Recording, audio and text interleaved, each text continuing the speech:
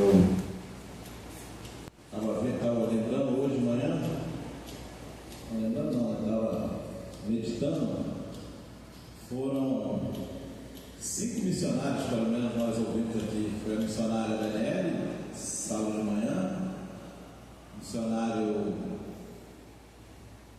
esqueci o nome dele, à tarde, foi a missionária Miriam, o pastor Edmilson, e à noite nós ouvimos, à tarde, né?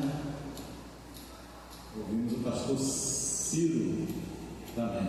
Então, e uma coincidência, ou Jesuscidência, né?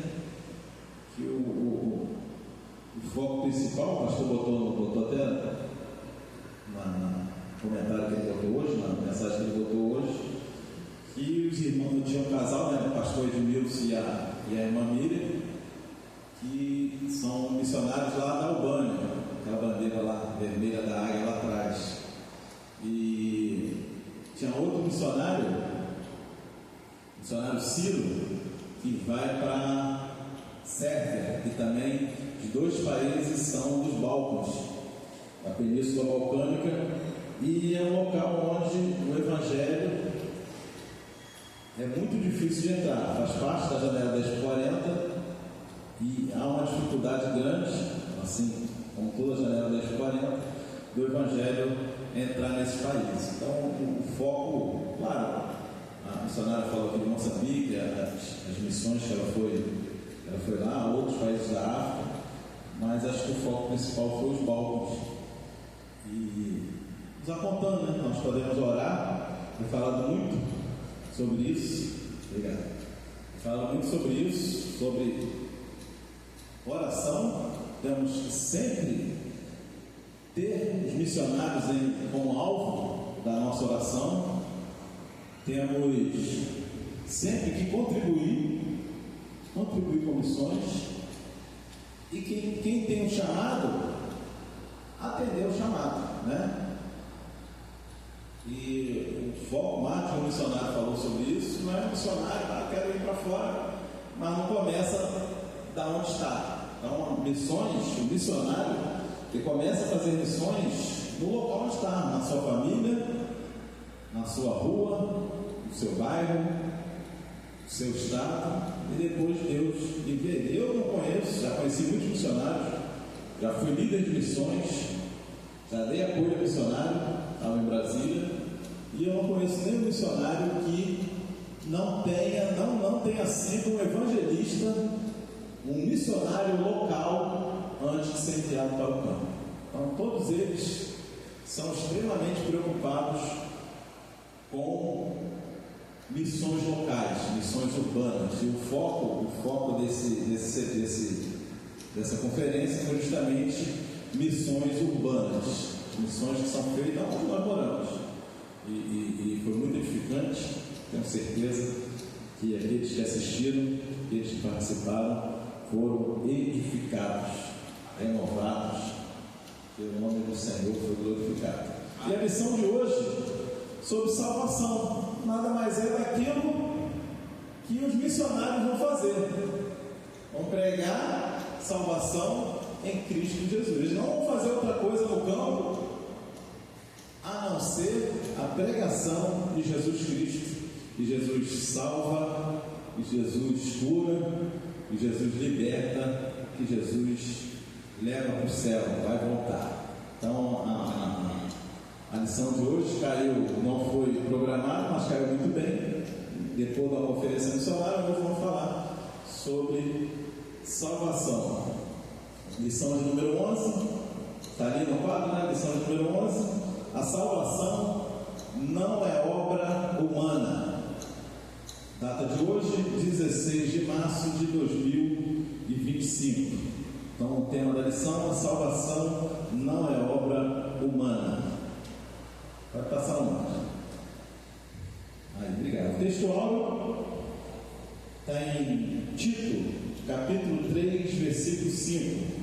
Não pelas obras de justiça que houvéssemos feito, mas segundo a sua misericórdia, nos salvou pela lavagem da regeneração e da renovação do Espírito Santo. Tito, capítulo 3, versículo 5. Então, pelo texto áureo e o assunto que o pastor Ezequiel Soares se propôs a ensinar foi justamente sobre a perspectiva correta de quem vem a salvação. Então, a salvação não é obra humana. A salvação não é obra humana. Eu falo isso com propriedade, porque quando eu era ímpio, quando eu não servia Jesus, eu achava que pelos meus méritos, e o ímpio acha isso, é importante a gente ter uma aula como essa, porque o ímpio pensa assim, eu pensava assim, que a salvação, para ser salvo, eu gosto de Jesus, eu vou fazer as coisas boas, não vou fazer nada de mal, não vou fazer nada de errado, e na hora certa eu vou para o céu. É o pensamento errôneo que o ímpio tem. O pensamento que o ímpio tem é esse, que basta ser bom, ou basta fazer coisas boas, não precisa nem ser bom. A gente vai ver aqui no islamismo, por exemplo, balanceou, se foi, o saldo foi de bondade foi positivo, você está tranquilo para a salvação. E o ímpio pensa assim, eu pensava assim, mas a palavra de Deus não ensina assim. E nós precisamos estar convictos, precisamos ter a certeza daquilo que professamos, daquilo que seguimos. Então, salvação, o tema salvação, ele é muito abrangente, é o tema principal, claro, salvação vem de Jesus. A Bíblia vai falar sobre Jesus vir para nos salvar. Então, a comunhão havia sido perdida com Adão e Eva, foi perdida a comunhão, só que Deus prometeu lá em Gênesis capítulo 3, prometeu que nasceria da mulher que restauraria, né? Que traria de volta essa comunhão do homem com o Senhor Deus. É o plano da salvação, que, claro, não vamos discorrer aqui, mas todo cristão, eu falo isso no Evangelismo nos Lares. No Evangelismo nos Lares a gente leva o plano da salvação para aquele que está desviado, ou aquele que nunca aceitou Jesus, alguém que não está na presença do Senhor. Só que eu penso que todo cristão precisa saber completamente o plano da salvação. Que há um plano, houve um plano de Deus, e que nós fomos inseridos, nós fomos alcançados por causa desse plano da salvação. Há um plano para você estar aqui nessa manhã, para você ser salvo em Cristo, foi porque Deus traçou um plano de salvação para a sua vida. Desde lá de Gênesis, Deus tinha prometido que viria um Salvador. Aí em Filipenses, se eu não me engano, fala que na plenitude dos tempos Jesus se manifestou.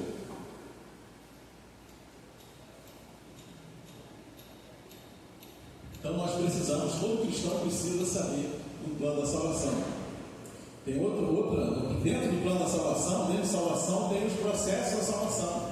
E também todo cristão precisa saber. Todo cristão precisa saber dos processos da salvação. Eu sou salvo, mas e aí? Só ir para o céu? Não, há um processo. Que é o arrependimento. Todos nós precisamos, no momento da nossa salvação, nós precisamos fazer isso lá quando aceitamos Jesus, nos arrepender do que éramos. Lembra que João Batista pegava arrepender-nos? Por quê? Porque éramos inimigos de Deus, éramos inimigos de Jesus. No momento que nós pecávamos, que nós errávamos, nós estávamos contra Deus, feríamos ao nosso Deus, ao nosso Criador, aquele que nos criou, aquele que nos formou. Então, o processo de salvação começa com arrependimento, tem a fé, tem a conversão, tem a justificação. O pastor muito bem pregou aqui na terça-feira, nos Graça, né? Graça, amor, né? Lei, justiça, graça e amor. Eu estou falando de cabeça aqui, né? Mas o pastor falou sobre a justificação. Mas o pastor falou sobre a justificação, sobre sermos tornados justos. Porque nós, pelo nosso pecado, pelo pecado original, nós já nascemos em dívida. Nascemos endividados com o nosso Deus. Nascemos condenados. Então, dentro do processo da salvação, há a justificação. O que é a justificação? É Jesus Cristo ter pago o nosso pecado, o nosso erro. Jesus, na cruz do Calvário, lá em Colossenses 2, né, ele cravou a cédula que era contra nós, e era a nossa vergonha.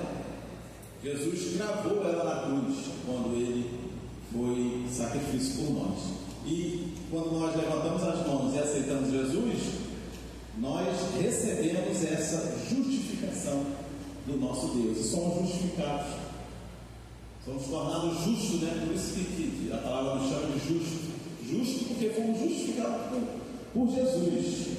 Dentro do tema, salvação não é algo humano. Então a justificação não é algo humano. Não tem como nós nos justificar, não tem como nenhum ser humano fazer justiça, por mais bom que ele seja, por mais dar esmola, né?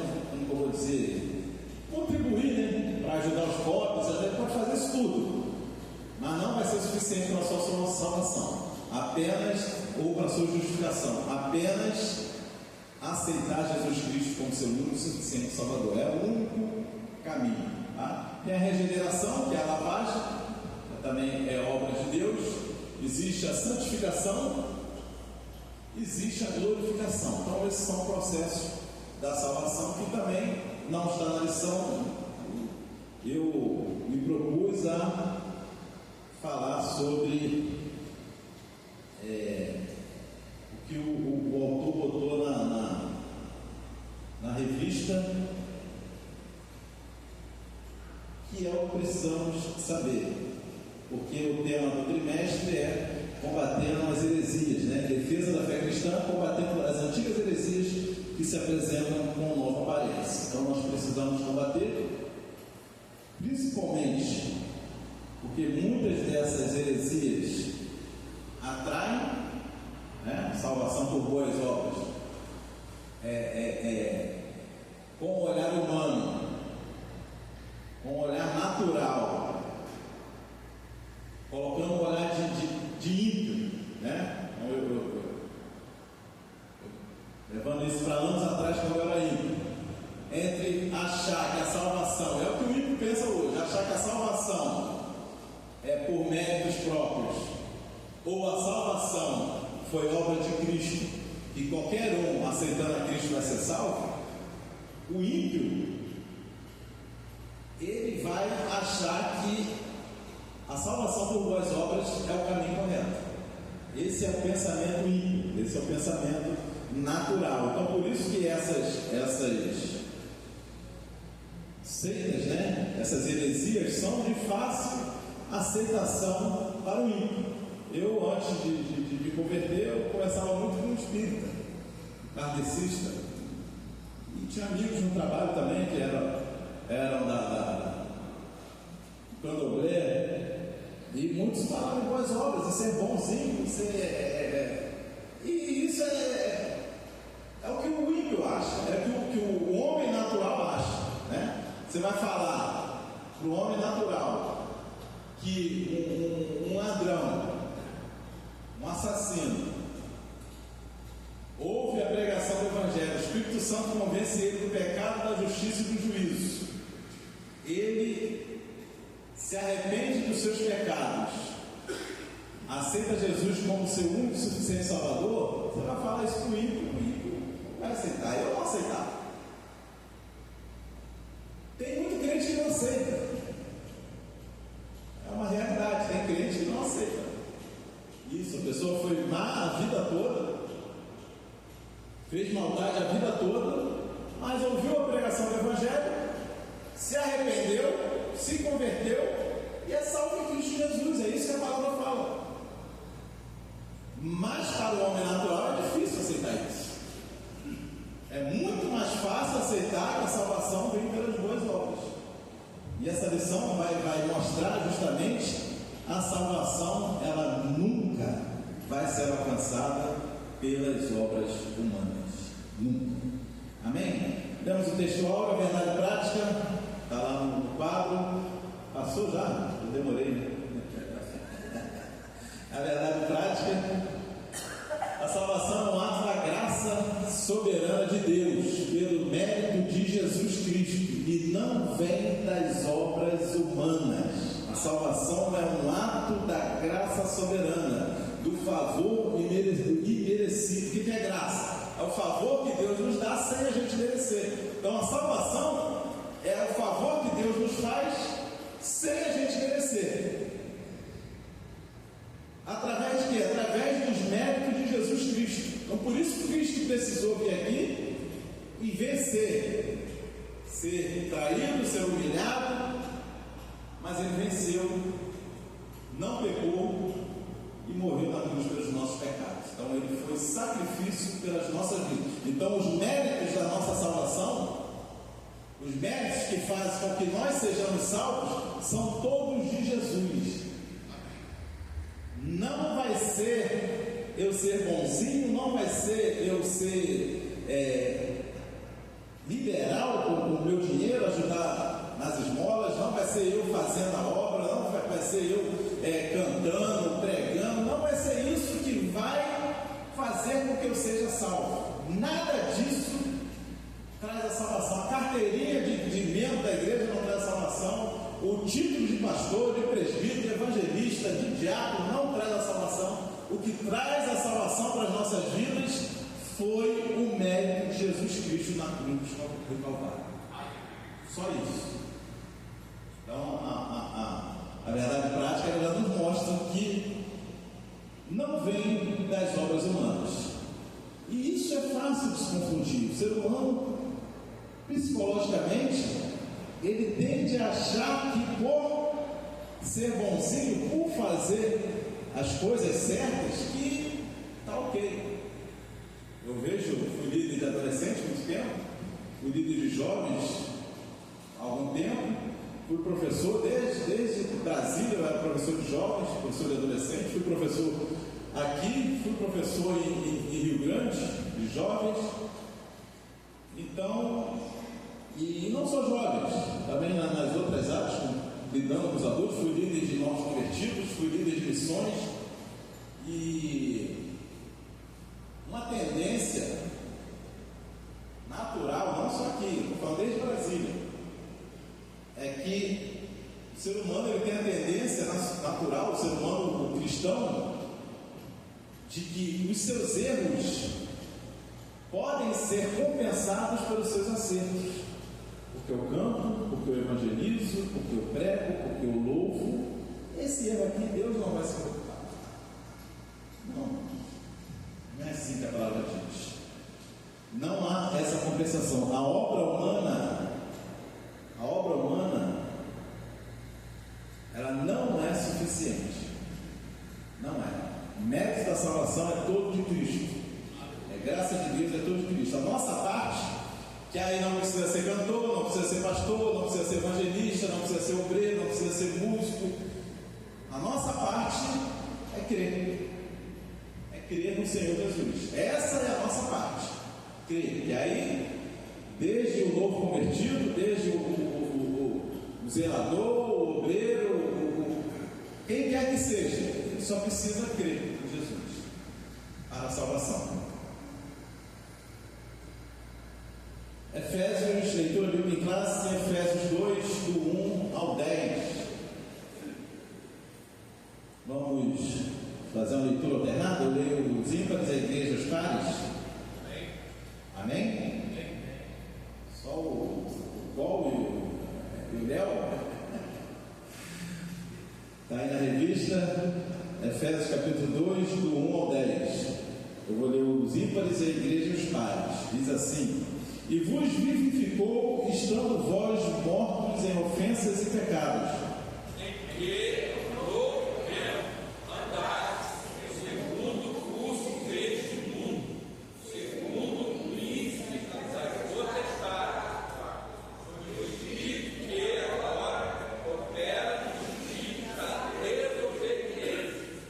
entre os quais todos nós também antes andávamos nos desejos da nossa carne, fazendo a vontade da carne e dos pensamentos, e éramos por natureza filhos da ira, como os outros também.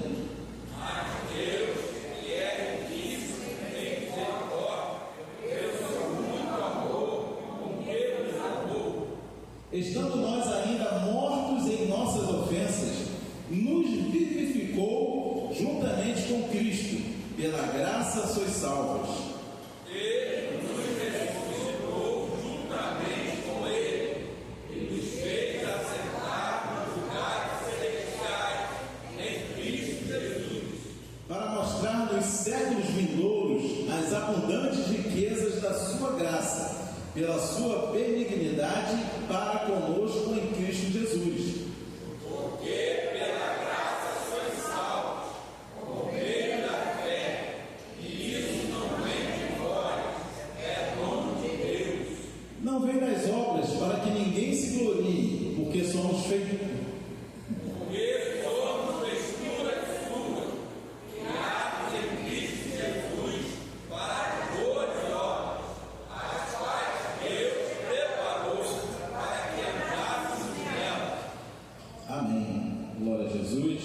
Então, na carta aos Efésios, capítulo 2, vai discorrer sobre a salvação ser pela graça. Então, Deus nos alcançou quando ainda éramos inimigos, né? A gente fala lá, filhos da ira. Filhos da ira. Então, por natureza, e éramos por natureza filhos da ira. Como os outros também, como os ímpios ainda são, nós também éramos, estávamos na mesma situação que eles. Quando Cristo nos alcançou, não foi porque nós fizemos coisas boas que fizesse com que nós merecêssemos o alcance de Jesus. Não, nós éramos, quando eu aceitei Jesus, eu lembro, isso é bem claro na minha mente. Na sexta-feira foi uma reunião. Durante a semana, eu lá em Brasília, acho que a galera falou aqui na sexta-feira, na consagração, sobre a minha conversão lá em Brasília. Eu lembro que na semana, um amigo do serviço me convidava para. Era uma célula da Sala Nossa Terra, era uma reunião de varões, e olha como é importante. Eu estava até meditando isso nessa manhã. Como é importante aquilo que a gente faz, aquilo que a gente fala, quando a gente está falando para o ímpio, está pregando para o ímpio, as nossas atitudes. Eu lembro bem nessa reunião, nessa semana, não lembro nessa semana, mas uma dessas reuniões na nossa terra, eu lembro que o líder, ele era muito preocupado com os carros de quem ia visitar a célula. Aquilo ali, estranho. Ele parava, se alguém chegava, ele olhava para o carro, ficava olhando para o carro. Estranho. E outra coisa também que eu estava lembrando essa manhã, que não era só eu de ímpio, né? Tinha outros ímpios, e o ímpio aí dava oportunidade para essas pessoas falarem. Eu lembro que um pintor, ele falando que ele queria, só tinha duas classes de pessoas, ele ímpio, né? Que ele não queria fazer serviço, era para a polícia, lá em Brasília, e para crente. Misericórdia. E qual foi o problema? Isso aí eu sei que eu entendo, e como ímpio eu entendia que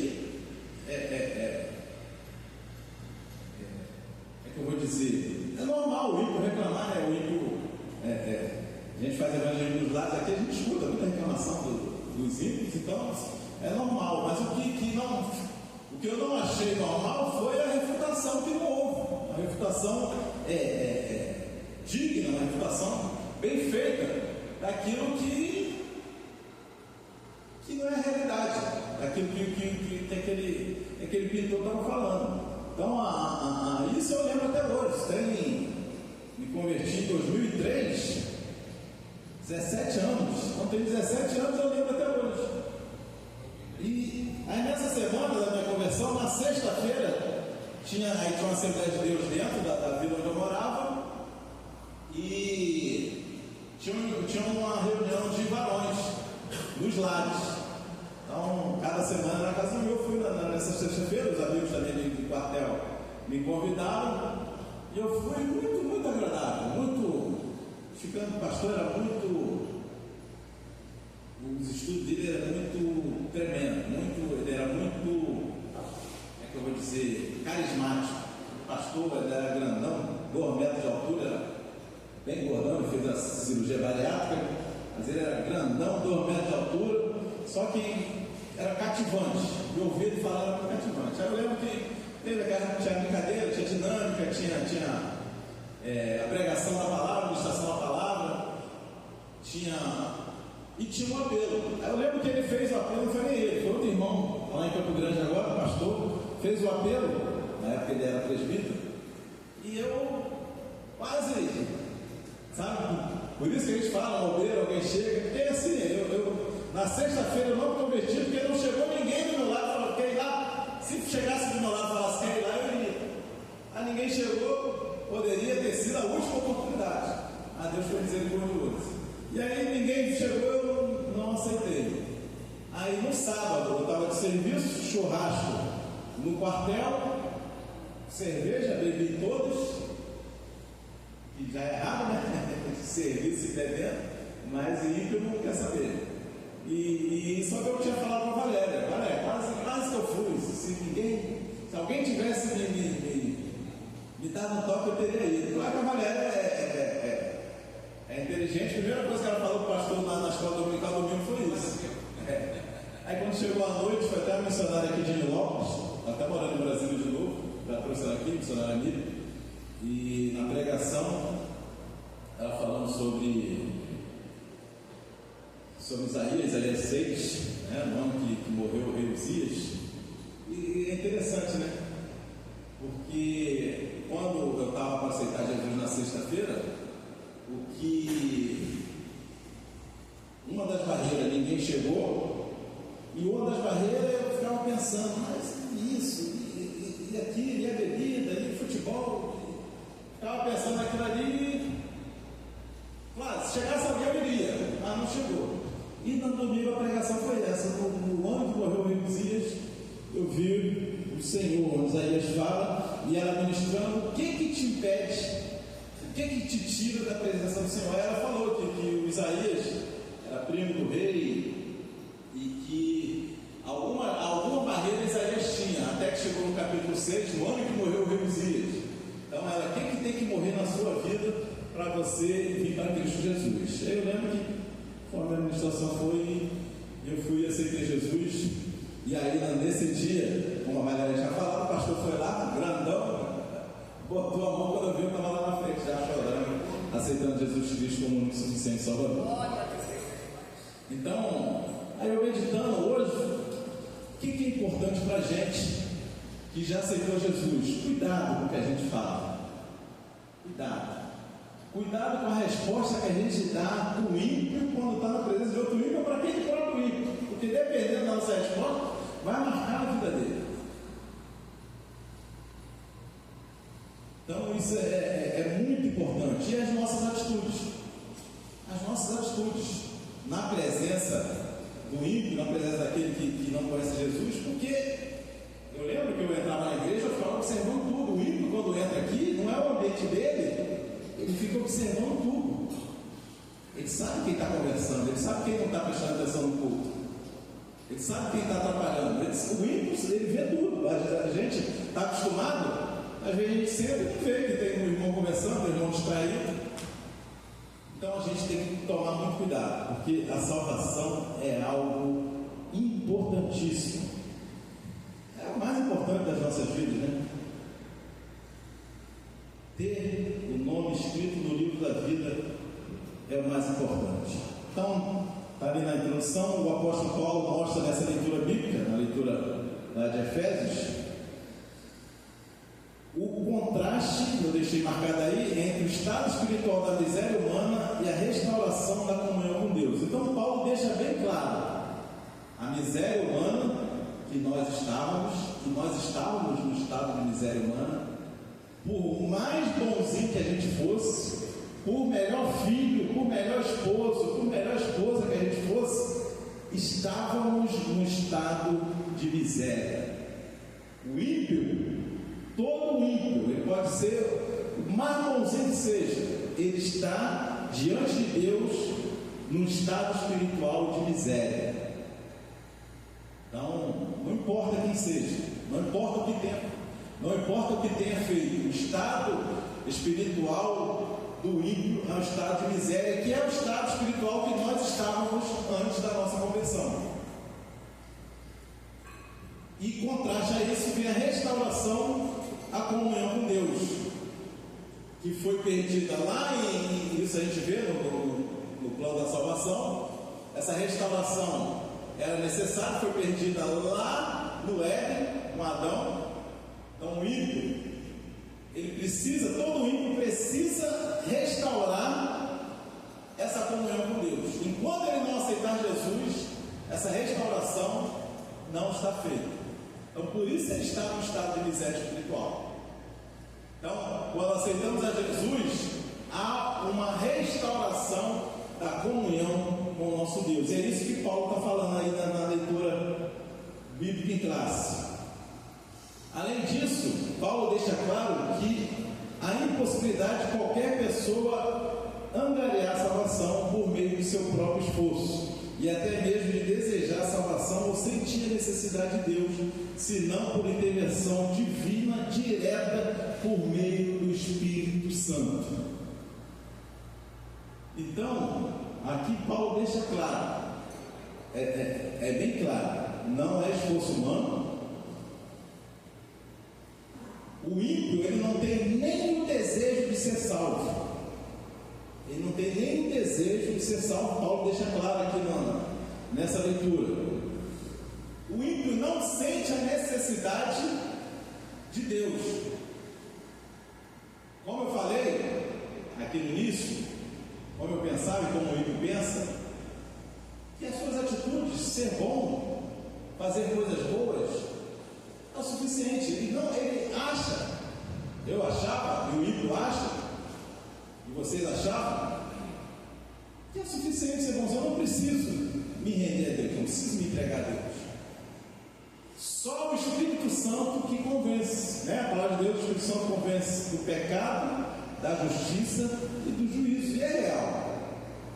E foi assim comigo, foi assim com você. Quem nos convence que a bondade não é suficiente, mesmo porque não éramos bons, quem nos convence que os meus atos não vão ser suficientes é o Espírito Santo. Quando nós ouvimos a pregação do Evangelho, quando nós ouvimos a palavra, o Espírito Santo trabalha. Quando somos ímpios, o Espírito Santo é que fica convencendo. Lembra que eu falei que a irmã falou, a missionária falou que você precisa tirar da sua vida? Eu tinha um desejo. Eu vi a transformação que Deus fez na vida da Valéria, eu achava aquilo interessante. Só que tinha uma barreira, e a pregação, o Espírito Santo falando, que barreira é essa? O que você precisa? O que precisa morrer na sua vida? Então o Espírito Santo me convencendo que não precisava morrer nada, precisava só aceitar Jesus como único suficiente Salvador. Então é assim, o Espírito Santo é quem trabalha na nossa vida. Vamos avançar mais um. Salvação sob a graça de Deus, abaixo da graça de Deus. A descrição do estado espiritual humano. Paulo emprega expressões para reforçar a realidade do pecado. Mortos em ofensas e pecados. Está no versículo 1. É o estado do ímpio. O ímpio está morto em ofensas e pecados. Andar segundo o curso deste mundo. O ímpio anda segundo o curso desse mundo. A visão dele de mundo é o que ele está vivendo. A visão dele de mundo não é salvação, não é volta de Jesus, não é comunhão, não é unidade, não é louvar a Deus, não é adorar a Deus. Essa não é a cosmovisão do ímpio. Essa é a nossa cosmovisão. De frequentar a igreja, de ofertar, dar o dízimo, de buscar outras almas. Não, a visão do ímpio, o curso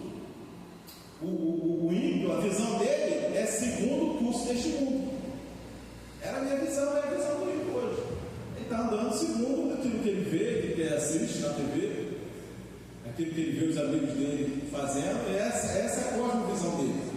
A nossa não, nós quando aceitamos Jesus, temos uma visão cristocêntrica na nossa vida, que o ímpio não tem essa visão. Só quando ele se converter que ele vai ter essa visão. Segundo o príncipe das potestades do ar. E aí Paulo é tremendo, a palavra de Deus é tremenda. Se o mundo está nas mãos do maligno, se o ímpio está andando segundo o curso deste mundo, ele está segundo o príncipe da potestade do ar, que é o diabo. Ele está seguindo, o ímpio está seguindo o caminho do príncipe desse mundo. E éramos assim, do espírito que agora opera nos filhos da desobediência, que é o ímpio. Andávamos nos desejos da nossa carne. Quando que o ímpio, e você vai se lembrar de quando você era ímpio, eu me lembro, quando que o ímpio vai pensar no espírito e na luta da carne contra o espírito? O ímpio não tem essa visão. E antes de aceitar Jesus, nós não tínhamos essa visão. Nós andávamos segundo a nossa carne. Claro, não vou dizer também que todo mundo vai se entregar às paixões da carne, não. Mas segundo a nossa criação da nossa família, segundo as nossas amizades, mas dependendo do nível, mas sempre segundo o desejo da nossa carne. O ímpio é assim. O ímpio não tem a visão espiritual. E Paulo fala, éramos por natureza filhos da ira. Então Paulo retrata aí no versículo 1 ao 3 a triste fotografia da raça humana. Isso é o mundo, isso é o curso do mundo, isso é o ímpio, isso é o que nós éramos, é o que o ímpio é hoje. É uma triste fotografia da raça humana. O pastor Ezequiel Soares coloca no livro dele, no livro de apoio, os 3 primeiros versículos de Efésios, da leitura bíblica, pode ser considerados um breve compêndio de expressões teológicas para descrever a pecaminosidade humana, e o propósito é mostrar a impossibilidade de alguém se chegar a Deus com seus próprios esforços. Isso porque nem mesmo deseja a salvação, pois seu pensamento é norteado pelos desejos da carne. Então Paulo deixa bem claro no versículo 1 ao 3 que é impossível ao homem conseguir a salvação, porque ele nem deseja Deus. Se a salvação só vem por Cristo Jesus, ele não tem desejo nenhum, ele só obedece à carne, ele anda segundo o curso do mundo, ele anda segundo os desejos da sua carne. Então o ímpio nunca vai ter condições de buscar a salvação, se não for pelo convencimento do Espírito Santo. Na Bíblia de Estudo, aplicação pessoal, coloquei lá esse comentário, a expressão filhos da ira se refere àqueles que receberão a ira de Deus por rejeitarem a Cristo. Então, lá no versículo 3, e éramos por natureza filhos da ira. Ou seja, estávamos condenados. Como eu falei aqui, o pastor Cláudio falou na terça-feira, nós fomos justificados. Antes de sermos justificados por Cristo Jesus, nós éramos filhos da ira. E o filho da ira, segundo a Bíblia de Estudo da Aplicação Pessoal, é aqueles que receberão a ira de Deus. Está lá em Apocalipse, onde Deus vai derramar da sua ira para os filhos da desobediência, para os filhos da ira. Está lá em Apocalipse bem claro.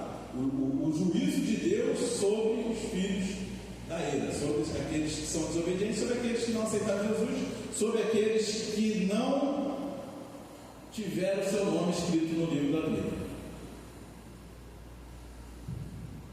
Subtópico 2: mortos em ofensas e pecados, versículo 1 e 5. As expressões "e vos vivificou" e "nos vivificou juntamente com Cristo" revelam a ação do Espírito Santo em favor dos pecadores. Então não fale, nós nos vivificamos. Não, Ele nos vivificou. Ele nos tornou vivos juntamente com Cristo. Então veio externo. Então é algo que veio de fora para dentro. Não fomos nós, pelas nossas atitudes, que nos vivificamos. Não, Ele nos vivificou. É o que Paulo fala. E nos vivificou, está no versículo 1. E nos vivificou estando nós mortos em ofensas e pecados. E no 5, estando nós ainda mortos em nossas ofensas, nos vivificou juntamente com Cristo. Então, é uma atitude que vem do Espírito Santo para as nossas vidas. Isso aconteceu conosco. Isso é algo que não é simples de se entender. O ser humano natural, mas nós que somos espirituais, nós agora compreendemos. Na época, claro que eu não compreendia. Eu achava que era da minha mente, não. Mas Cristo, o Espírito Santo, que vem nos vivificar, vem nos trazer, vem descortinar o mundo espiritual para as nossas vidas. Então, Ele que traz esse convencimento. É algo espiritual. É o espiritual, é o Espírito que vem sobre o nosso espírito. Então, é algo que não é fácil de explicar, mas bonito, mas nós que somos lavados, nós somos nascidos do alto, nós podemos compreender que no momento da nossa conversão, quando nós ouvimos a palavra e fomos convencidos, não foi a nossa mente que nos convenceu, foi o Espírito Santo que convenceu o nosso espírito que nós precisávamos de um Salvador. A salvação só é possível mediante a graça de Deus. Sem a graça ninguém pode ser salvo.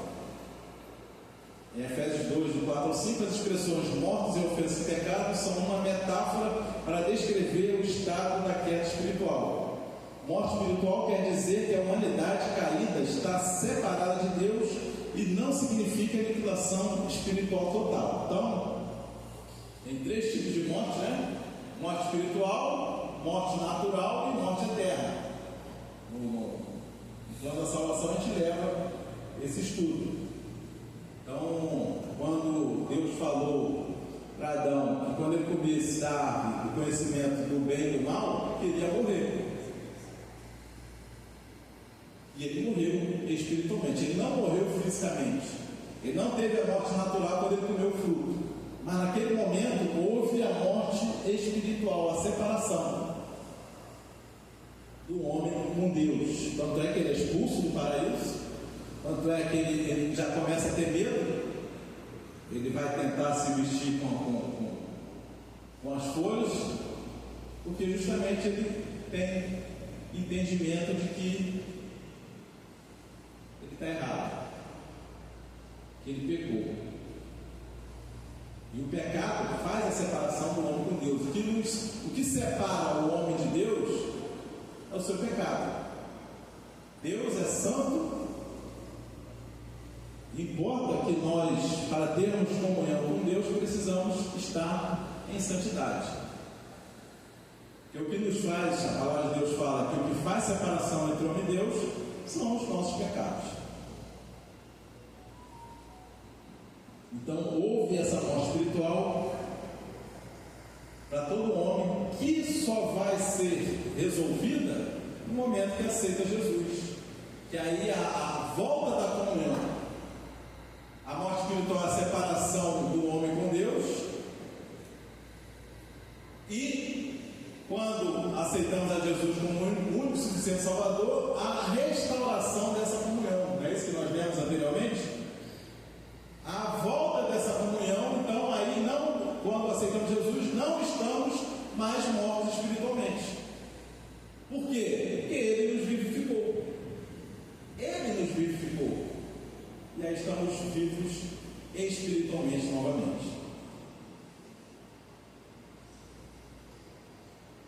Morte espiritual quer dizer que a humanidade caída está separada de Deus e não significa, eu já li isso, não significa aniquilação espiritual total, ou seja, tem solução. Tanto tem que Deus no capítulo 3 de Gênesis vai falar que a mulher nasceria a um que esmagaria a cabeça de Satanás. Então já era a promessa do Salvador. Então tinha jeito com a humanidade, tanto é que Jesus veio e restaurou a comunhão da humanidade com Deus. A comunhão restaurou com quem? Com aqueles que querem, com aqueles que aceitam Jesus como seu Salvador.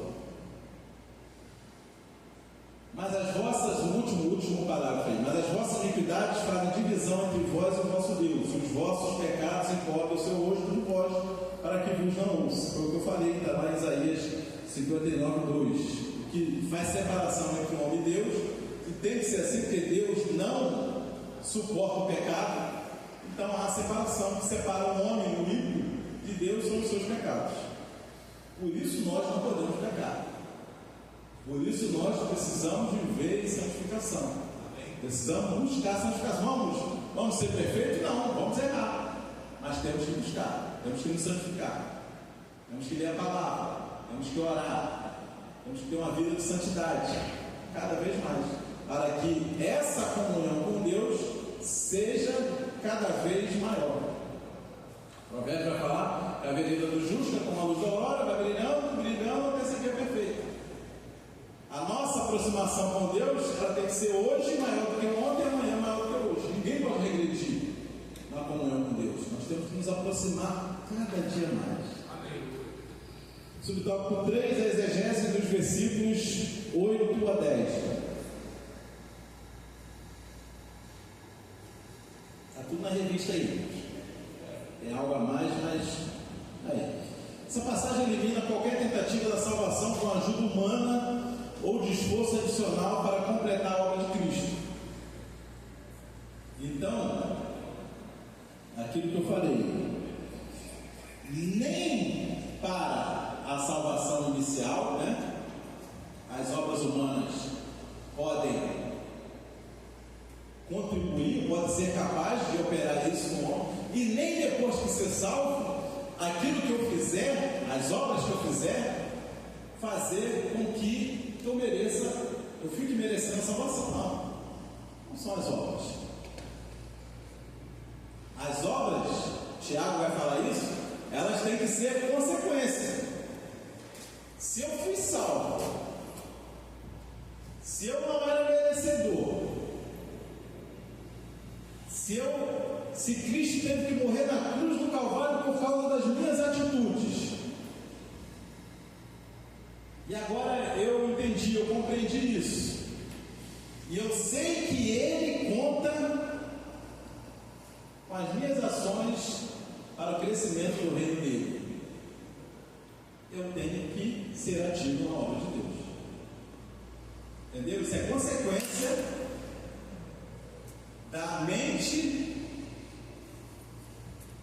que tem consciência. Eu tenho consciência que eu não era merecedor, eu recebi a salvação porque alguém foi tocado por Cristo, alguém levou a palavra, alguém evangelizou, alguém fez aquela reunião de varões, alguém levou a missionária lá em Brasília que pregou a palavra, ela teve que orar, teve que buscar o Espírito Santo para pregar. Aí eu vou só receber a salvação e tinha um amigo em Brasília que falava, chegar, sentar em frente ao sofá, suquinho de laranja na mesinha, botar o pé na mesinha e ficar vendo TV enquanto os irmãos vão fazendo a obra, enquanto Cristo requer que nós façamos a obra. Essas obras não vão me salvar, mas elas têm que ser consequência da minha salvação. Elas têm que seguir. E eu estava lendo lá em Apocalipse, não vou lembrar o versículo agora, mas fala sobre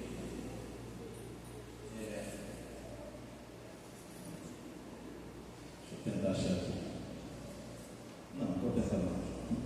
Mas fala que as obras acompanham as obras acompanham aqueles que morreram em Cristo Jesus. As suas obras os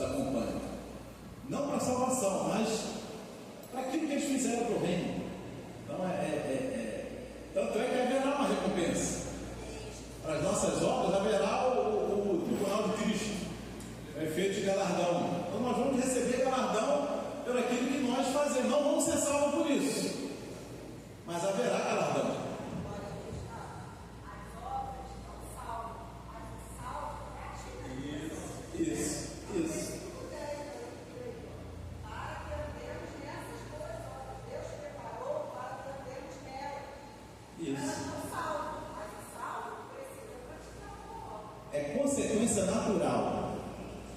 Então, as obras, o serviço, as obras são o serviço que nós fazemos no reino de Deus.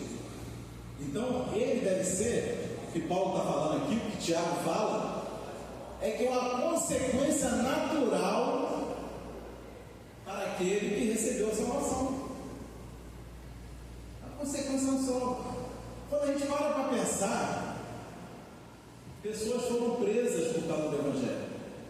Pessoas foram torturadas por causa do Evangelho. Pessoas são presas hoje, são torturadas hoje em alguns países por causa do Evangelho. Por pregar o Evangelho. Lá na igreja primitiva, pessoas eram jogadas na arena, mas não negavam a Jesus.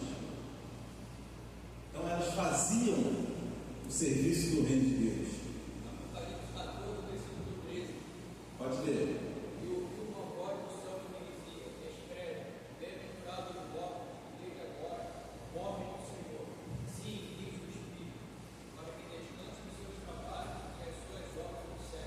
Isso, é esse versículo mesmo. É 14.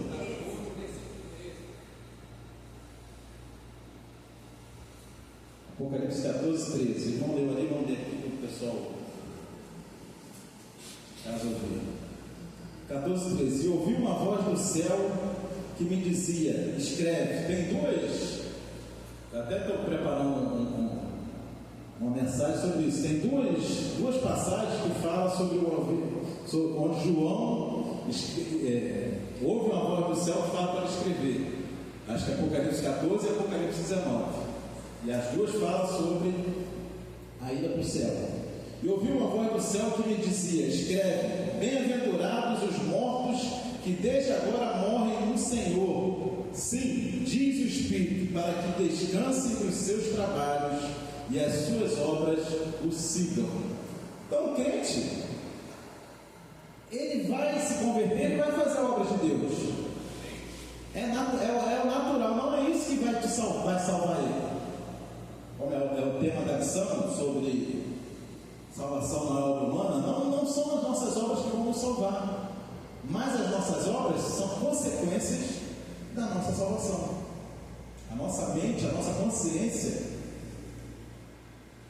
Lembra que nós temos que ter a mente de Cristo, né?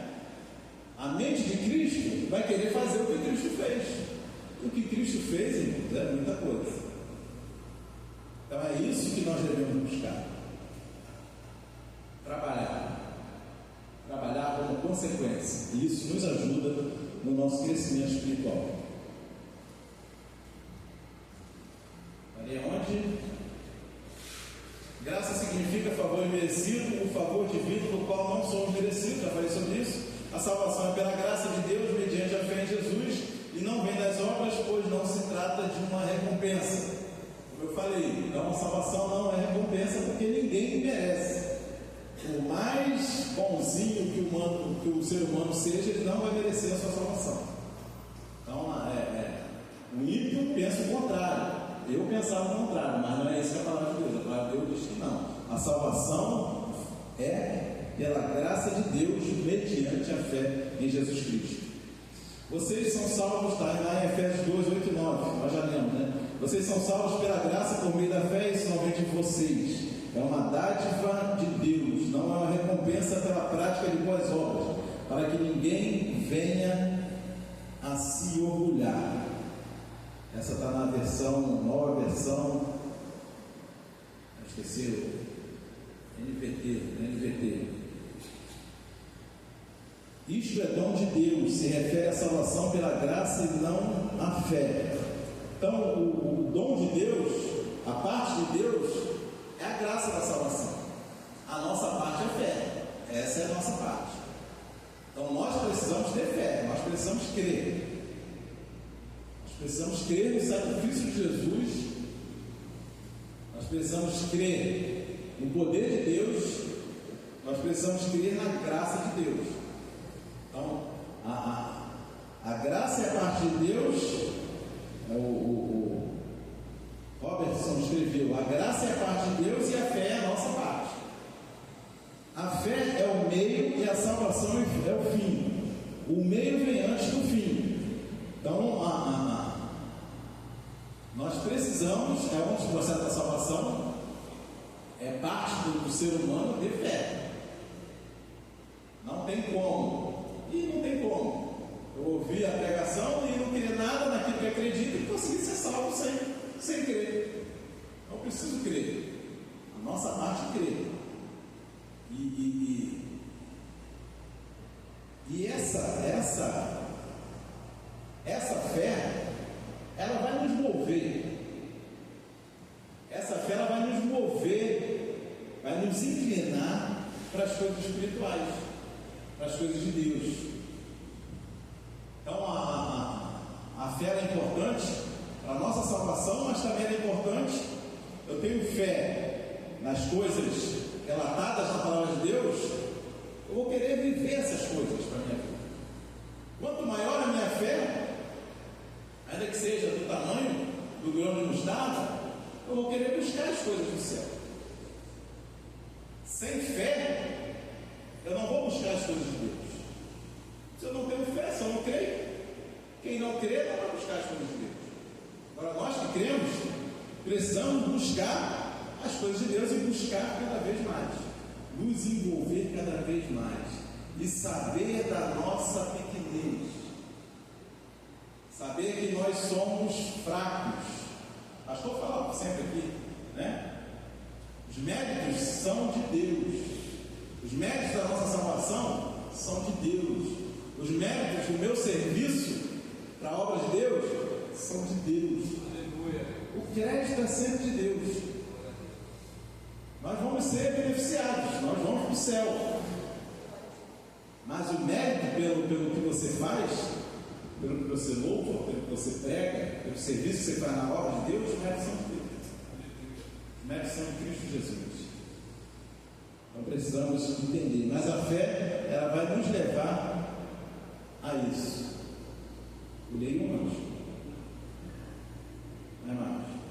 A salvação é um ato da graça de Deus manifestado ao mundo por intermédio de Jesus Cristo, por meio da fé. Somos aceitos por Deus e alcançamos o poder de nos tornarmos seus filhos.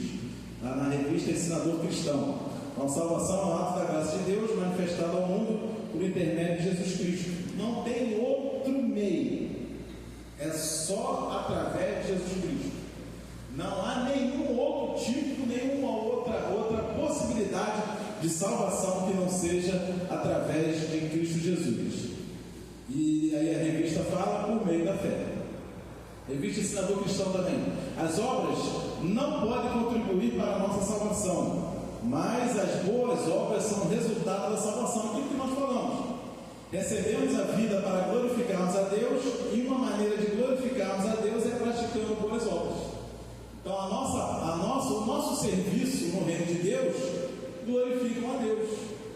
E o mérito é dele. A glória é para ele. Tudo é para ele. Nós nos dispusemos a ficar como instrumento, sendo instrumento dele.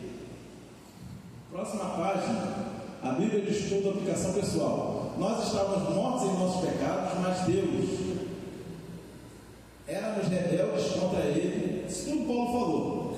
Mas Deus, estávamos escravizados pelo diabo e por nossa natureza pecaminosa, mas Deus, e possível que estas sejam as duas palavras mais agradáveis de toda a Escritura, mas Deus.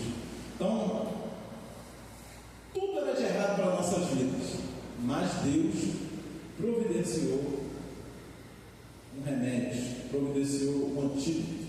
Eu gosto muito eu falo muito no Evangelho dos Lares, lá de João 3,14, que fala sobre a serpente, quando compara Cristo na cruz, a serpente que Moisés levantou lá no deserto. Então as pessoas eram picadas pelas serpentes abrasadoras, e todos aqueles que eram picados morriam. Era o juízo de Deus. O juízo de Deus pelos erros que o ser humano estava fazendo. Então, o ser humano, os hebreus erraram, Deus mandou serpentes abrasadoras como juízo, e todo mundo que era picado pela serpente não tinha outra alternativa, era morrer. Aí Moisés vai aos pés do Senhor, ora ao Senhor, e Deus manda ele construir uma serpente de bronze, e todo aquele que olhasse para a serpente, o efeito o veneno da serpente não teria efeito sobre a vida dele. Então, ia ser picado pela serpente, ele tinha que olhar para a serpente de bronze. Se ele olhasse, aquele veneno não teria efeito. Se não olhasse, ele morreria. Assim Cristo foi erguido na cruz do Calvário. Então, assim como o veneno ia atingir todos morreriam, assim o pecado atingiu toda a humanidade, todos morreriam. Assim como a serpente de bronze, aquele que olhasse para a serpente de bronze, anularia o efeito do veneno, assim aquele que olhar para Cristo, que seguir a Cristo, que aceitar a Cristo, ele não tem o efeito do pecado mais sobre as suas vidas. Então o mérito é todo dele. Porque se ele não tivesse erguido, se Jesus não tivesse morrido na cruz do Calvário, nós não teríamos a solução. Por isso a salvação é só através de Cristo Jesus. Outra página, tópico 2, soteriologias inadequadas na antiguidade. Os reencarnacionistas, a doutrina da reencarnação, originária do hinduísmo, mas presente também no budismo, no judaísmo e no sikhismo, está na revista. É defendida pelos Hare Krishnas, kardecistas e muitos outros. Buscam a perfeição por meio de um progresso evolutivo até que esse ciclo da roda de renascimento pare de girar. A salvação pelo seu próprio esforço e sem Jesus. Como eu falei, eu servia com um kardecista, né? Ele frequentava muito o hall da mesa branca, né? E vê a hipocrisia, porque ele era bonzinho no papel, bonzinho, tudo bom, e ele projetava tudo isso ao espiritismo dele. Só que como contrariava ele, quando pisava no calo dele, ele explodia. Cadê a bondade? Cadê a sua bondade? Cadê a sua longanimidade? Então ele não tinha. Então eles pregam isso que pelas obras eles vão ser salvos pelas suas obras. Trata-se de uma crença antibíblica, é claro. Está lá em Salmo 78, 39, porque se lembrou de que era carne, um vento que passa e não volta. Hebreus 9, 27. Como aos homens está ordenado a morrer uma vez, vindo depois disso o juízo. Então não há reencarnação.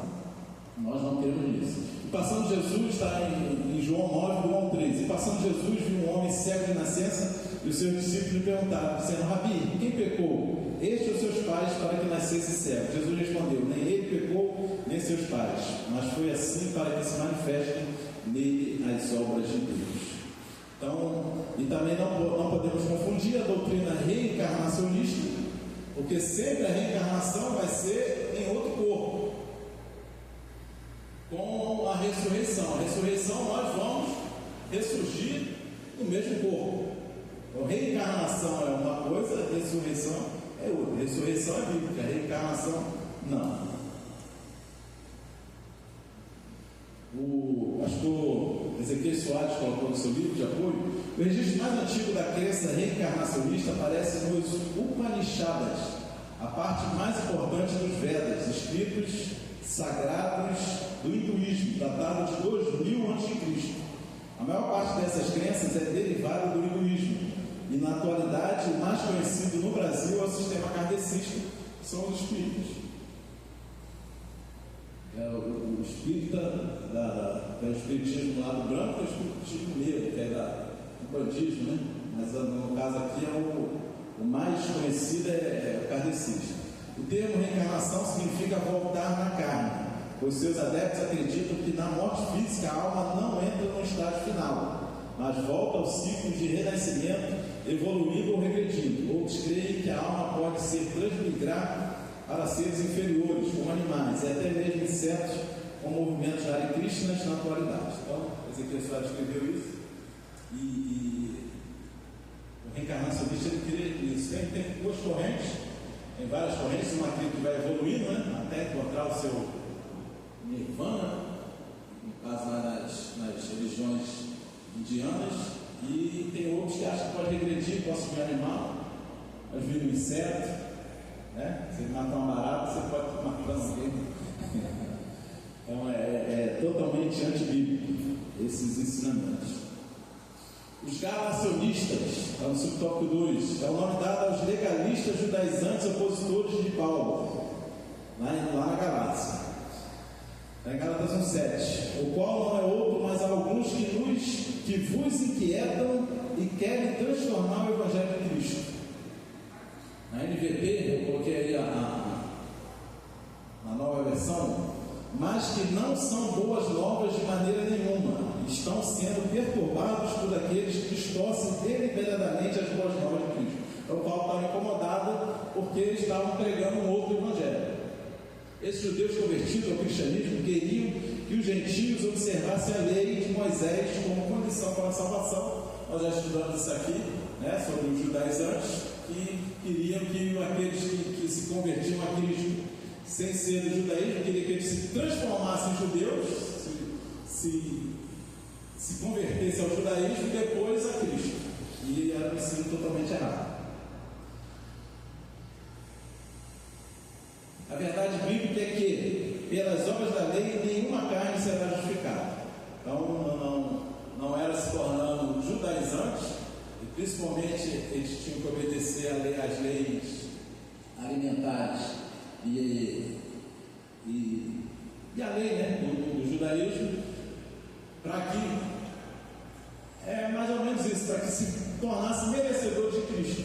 Então, os judaizantes, eles queriam que os gregos, que não eram judeus, que antes de aceitar Cristo, que eles se tornassem, fizessem obras judaizantes, ou seja, que eles merecessem, e daí sim eles poderiam aceitar Cristo. Isso não é bíblico. Paulo combateu muito isso. O 3, os gnósticos. Já vimos isso também nas lições anteriores, né? Apregoavam uma visão dualista do universo.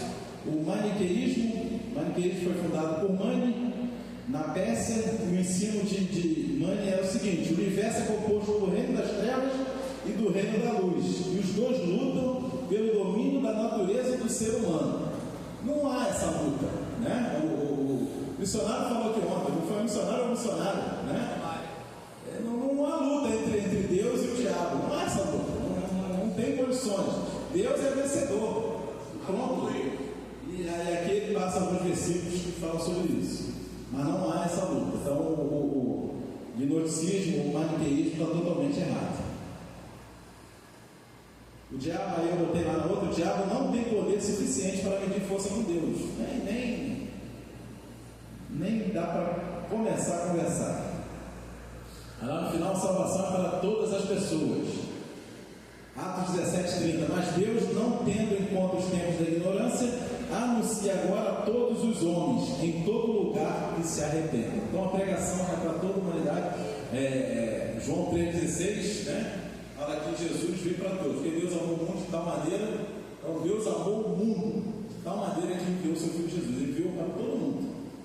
Lembra que eu falei aqui de João 3,14? E aqui 3,16 está continuando. Então todos morreriam se não olhasse para a serpente. Toda a humanidade morreria. E vai morrer quem não olhar para Jesus. Nós que olhamos para Jesus, escrevemos o nosso nome no livro.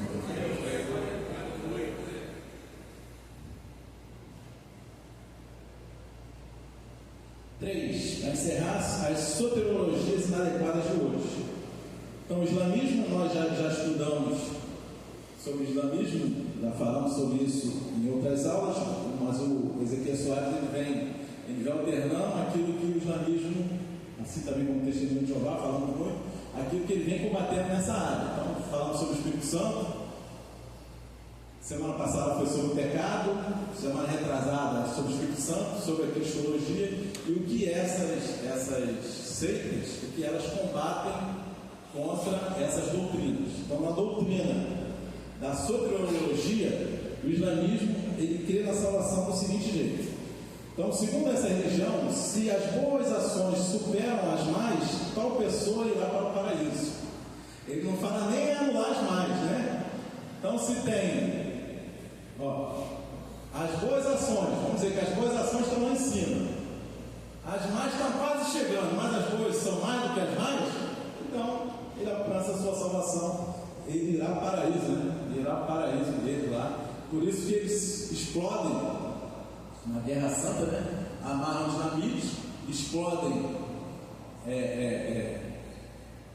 Israel ou qualquer outro lugar, e acha que aquele ato ali vai levar para o céu, vai levar para o paraíso, ainda vai ter 300 virgens lá esperando ele. Vai chegar no inferno e vai queimar. Então Deus ensina o contrário. Ensinam que Alá não ama os pecadores, somente os piedosos. Alá não ama, está no Alcorão, né? Alá não ama os agressores. Alá não ama a nenhum ingrato pecador.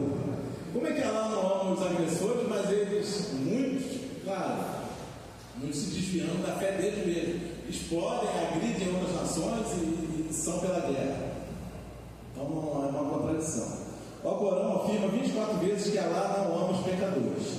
Na concepção dos islâmicos não há necessidade de expiação, ou seja, de que haja um sacrifício de Jesus Cristo para que os nossos pecados fossem expiados. Então eles não creem que os pecados precisam ser expiados, eles creem que as boas ações superando as más ações vão ser suficientes.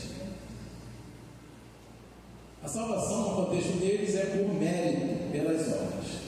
À luz da Bíblia, o pecador recebe a vida eterna a partir de que passa a crer e confessa publicamente o nome de Jesus. Romanos 10,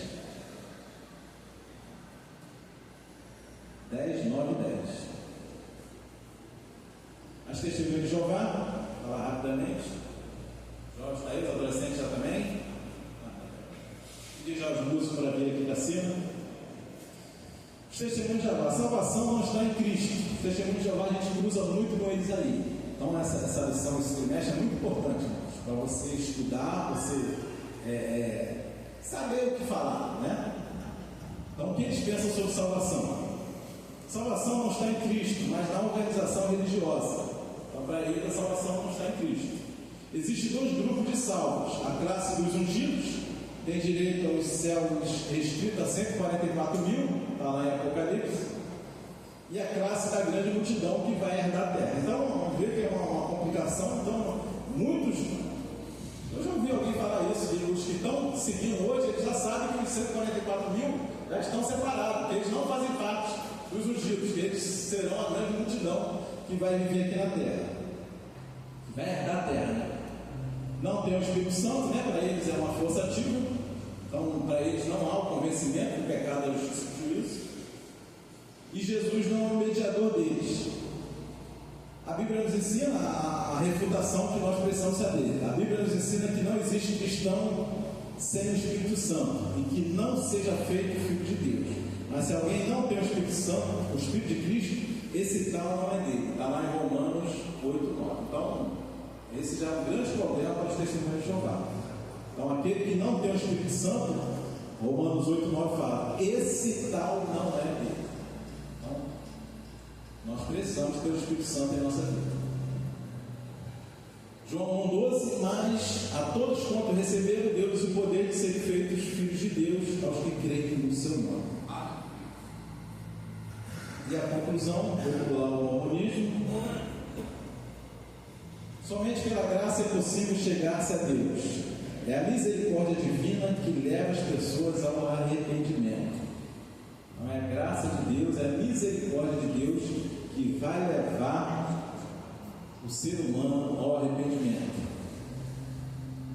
Ou despreza, Romanos 2,4, ou despreza as tuas riquezas de sua benignidade e paciência e longanimidade, ignorando que a benignidade de Deus te leva ao arrependimento. Está em Romanos 2,4. Então é Deus que nos leva ao arrependimento. Na nova versão, não percebe quanto Ele é bondoso, tolerante e paciente com você? Não vê que essas manifestações da bondade de Deus visam levá-lo ao arrependimento?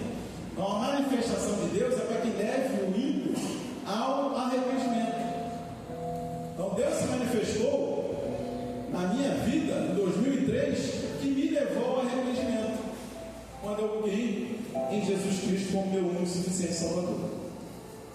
Bíblia, contrariando esses ensinos, a Bíblia ensina que a salvação é para todos. Eu tirei da revista Ensinador Cristão.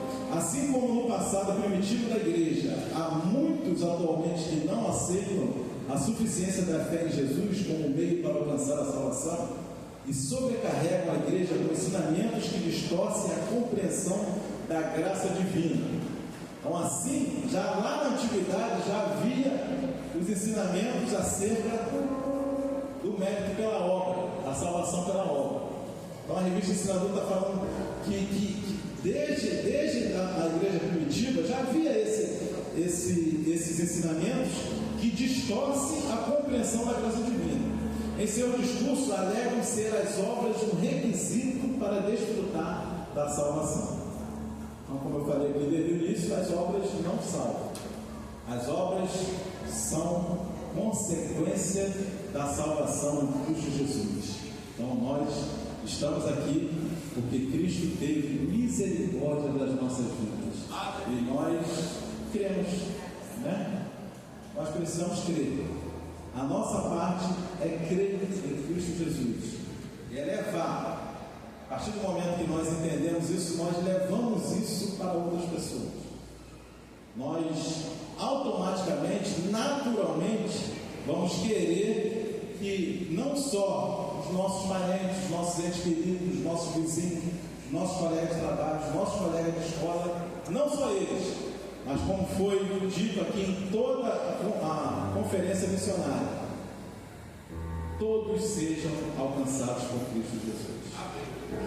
Assim como o reino de Deus precisa dos missionários, precisa também da minha vida e da sua vida, para que possamos servir no reino de Deus, para que o reino de Deus possa se multiplicar.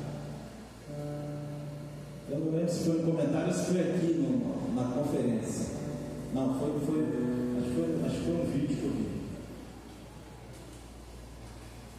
Não vai haver isso. Mas agora eu não lembro se foi aqui mesmo. Mas quando Jesus chegou ao céu, aí hipoteticamente, claro, não houve isso.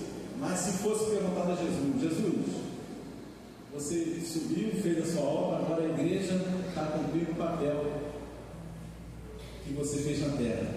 Isso aí foi uma sabia que tinha que escutar. E se a igreja falhar? É isso, o missionário falou.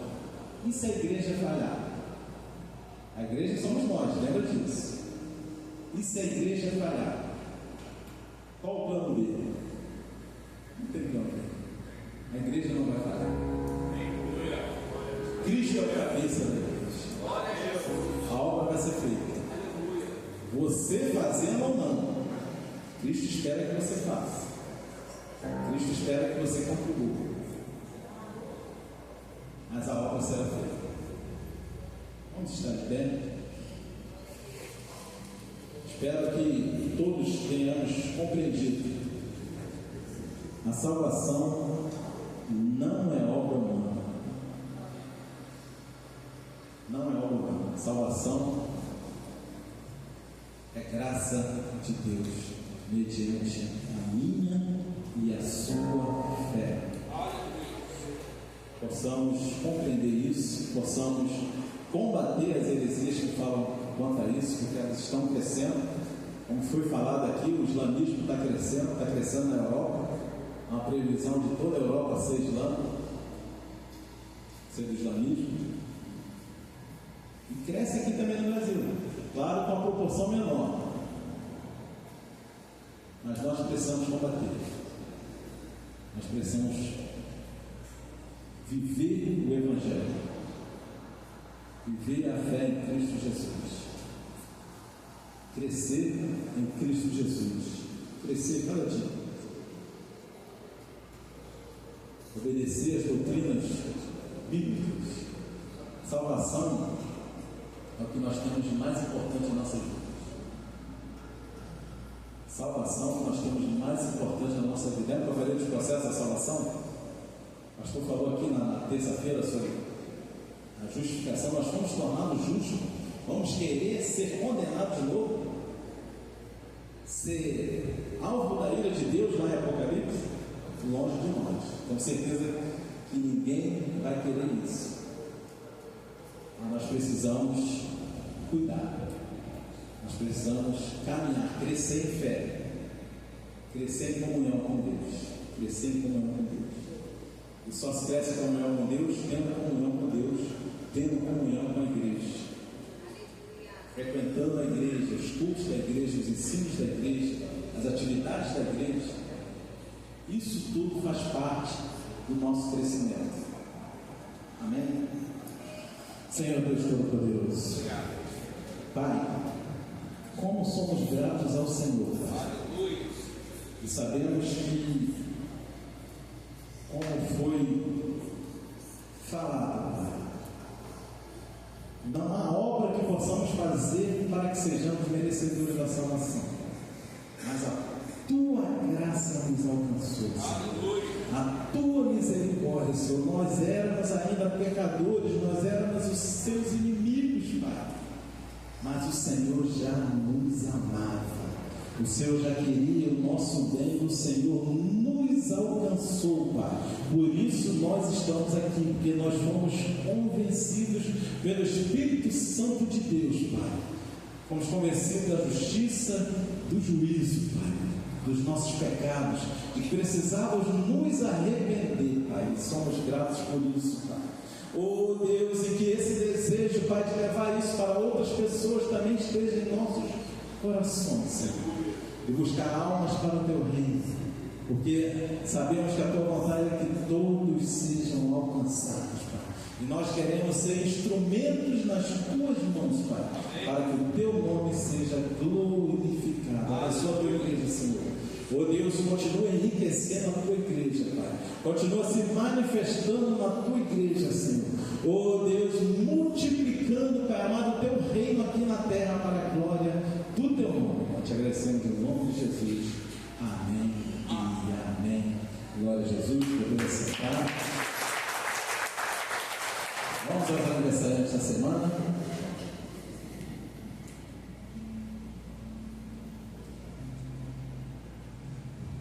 Glória a Deus. Sou da igreja com a santa e gloriosa paz do nosso Senhor e Salvador Jesus Cristo. Amém? Amém. O povo está cansado, né, pastor? Amém? Mas amém. Amém. Completava mais um ano de vida essa semana a irmã Cici, evangelista Paulo, presbítero Paulo, a irmã Marluz. Pode vir aqui à frente, irmãos, para ajudar. A adolescente Alana, a irmã Fabiana, a diaconisa Daniela está completando hoje mais um ano de vida, e a adolescente Ana Vitória.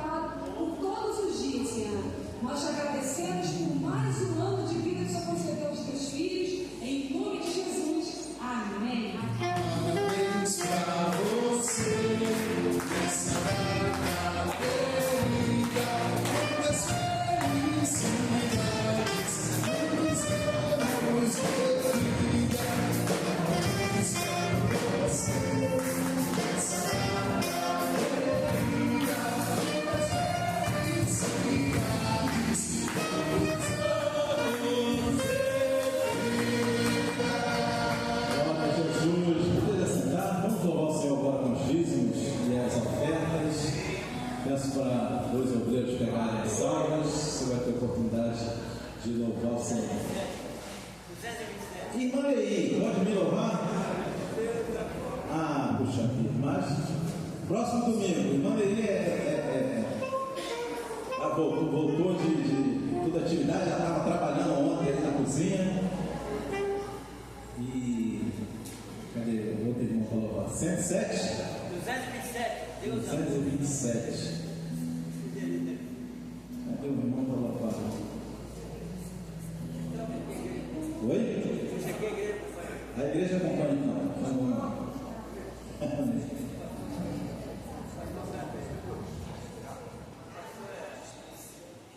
Vamos tratar, irmãos, 227.